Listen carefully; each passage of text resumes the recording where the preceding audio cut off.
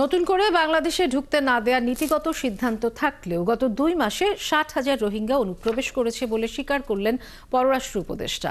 সীমান্তে থাকা অসাধু লোকদের মাধ্যমে বিভিন্ন পথে এরা ঢুকেছে বলে দাবি করে তিনি বলেন, সিদ্ধান্ত থাকলেও অনেক সময় কিছু করার থাকে না। মিয়ানমার সীমান্তবর্তী বিভিন্ন দেশের উপপ্রধানমন্ত্রী ও পররাষ্ট্রমন্ত্রীর সাথে অনানুষ্ঠানিক সম্মেলন শেষে দেশে ফিরে এসব কথা জানান তিনি।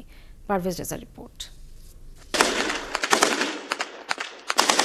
মিয়ানমারের আরাকান রাজ্য এখন পুরোপুরি সেখানকার স্বীকৃত সরকারি বাহিনীর নিয়ন্ত্রণের বাইরে। বাংলাদেশের সীমান্ত সহ পুরো আরাকান এখন বিদ্রোহী আরাকান আর্মির দখলে। শুধু এই অঞ্চলই নয়, মিয়ানমারের কোচিন, শান, কারেন প্রদেশ সহ বেশ কয়েকটি প্রদেশ এখন সরকারের নিয়ন্ত্রণের বাইরে চলে গেছে।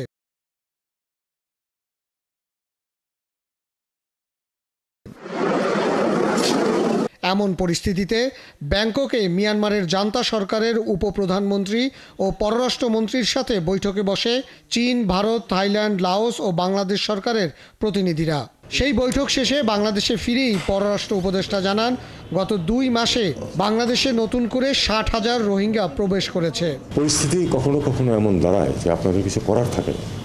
সেরকম পরিস্থিতিতে আমরা এই 60,000কে ঢুকতে দিয়েছি ফর্মালি দিয়েছি তাও না, তারা বিভিন্ন পথে ঢুকে গেছেন। এবং আরেকটি কথা আমাদেরকে মনে রাখতে হবে যে প্রচুর দুর্নীতি আছে বর্ডারে। এটা সত্যি কথা, এটা অস্বীকার করার কোনো অর্থ নেই। পররাষ্ট্র উপদেষ্টা বলেন, অনানুষ্ঠানিক এই সম্মেলনে সব দেশই মনে করে মিয়ানমার আর আগের অবস্থায় ফিরে যাবে না। সেখানে ফেডারেল বা অন্য কোনো সরকার প্রতিষ্ঠা হবে কিনা সে সিদ্ধান্ত নেয়ার জন্য তারা বর্তমান জান্তা সরকারকে বলেছেন।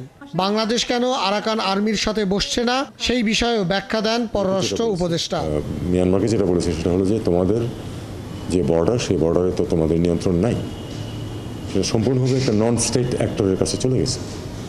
এখন আমরা তো একটা রাষ্ট্র হিসাবে নন স্টেট অ্যাক্টরের সাথে নেগোশিয়েট করতে পারি না।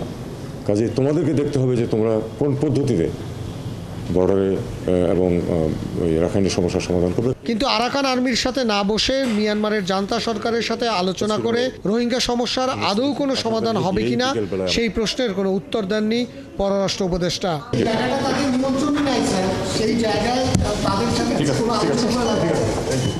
পারভেজ রেজা, 71, ঢাকা।